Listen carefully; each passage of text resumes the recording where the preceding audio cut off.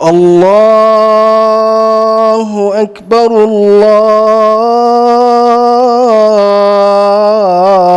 الله أكبر. hay-adda khayriga ee Wada ee ka shaqeysa arrimaha samafalka ayaa masaajidkan ka hirgelisay xarunta maamulka gobolka Togdheer taasi oo aan hore u lahayn goob cibaado. gudoomiyaha hay-adda khayriga ee Wada Sheekh Aadan Xasan Siciid barasaabka gobolka Togdheer iyo sidoo kale xildhibaan ka tirsan golaha deegaanka ee degmada Burco ayaan xadhiga ka jaray masaajidkaasi. ugu horeyntiina waxaa halkaasi ka hadlay gudoomiyaha hay-adda khayriga ee Wada Sheekh Aadan Xasan Siciid isagoona ka warbixiyay dhismaha masjidkaasi. walaalayaal maanta waxaynu joognaa masaajidkii aynu ka furaynay xafiiska gobolka barakallahu fiik. masaajidkaasi wuxuu ka mid yahay mashruuca masaajidada ay Wada ka wado wadanka oo dhan. ilaahay xamdigii iminkana ilaa 3 masaajid oo kalena hadda gacantan ku haynaa way socdaan kana uu soo gabagaboobay. marka waa ilaahay fadligii subxaanahu wa ta'ala inaynu masaajidada meelaha lagu cibaadaysanayo inaynu badino. rasuulkeenu wuxuu sallallahu alayhi wasallam meesha ugu khayrka badan dhulka ilaahay waa masaajidka weeyaan.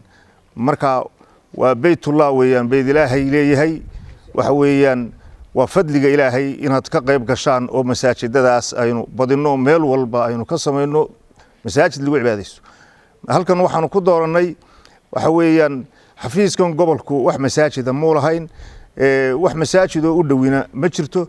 marka gudoomiyuhu waa kan garabkayga taagan ayaa iga codsaday oo yiri Sheekh Aadan oo masaajidadii aad dhisi jirtay hadda wax ka hayso waxaan u baahanahay masaajid halkan inaad nalooga dhiso.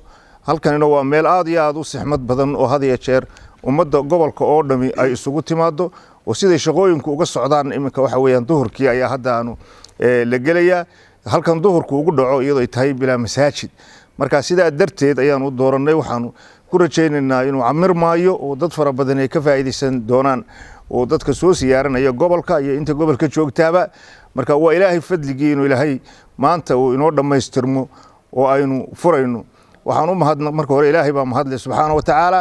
mar labaadna cid kasta oo ka qayb qaadatay inuu masjidkaasi uu dhismo ma garanaysaa waxa weeyaan waxaan leenahay ilaahay miisaanka xasanaadka ha ugu kordhiyo. dhankooda waxaa iyaguna halkaasi ka hadlay barasaabka gobolka Togdheer Maxamed Cabdilaahi Nafaqo iyo sidoo kale xildhibaan Cabdiqani Cabdilaahi Axmed iyagoona u mahad celiyay hay'adda khayriga ee Wada. haddii uu Sheekh Aadan dhameeyay codsigii barasaabkana uu ka codsaday masaajidka in uu gobolka uga dhiso masaajidka gobolka ugu baahnaa gobolka meel go'aamo ka soo baxaan xal lagu gaaro qofka bilaaadmiya xalka loo dhiibay laba ragcadood salaad istiqaara markuu tukado ilaahu halka hawshaas waday khayr leedahayna isi hadii ilaahu aan khayr lahayn iga jooji kaliya intaas loo galaaba inta duhurnimada ka horeysaba ay ajarkeeduba. marka aad iyo aad u mahadsan Sheekh Aadan oo hogaamiyo waxaan leenahay cidii wax ka geysatay gacan ka geysatay ilaahay meel wax khayr leh ugu bedelaan leh. waanu soo dhaweynaynaa masaajidka laga furay gobolka oo baahi weyn loo qabay run ahaantii. Sheekh Aadan iyo hay'adiisana iyo cidii kasta ka soo gacan geysatayna waan uga mahad celinaynaa. sidoo kale waxaan u mahad celinayaa hay'adda Wada ee Sheekh Aadan uu mas'uulka ka yahay oo runtii khayr badan iyo hawl badan oo diiniya iyo adeeg fara badan runtii ka wada gobolka iyo guud ahaan ee qaranka. waxaan leenahay jazaakumullahu khayran hay'adda Wada iyo cid kasta oo ka taageertay iyo cid kasta oo kala qayb qaadatay arrinka khayriga ah ay mar walba u taagan tahay.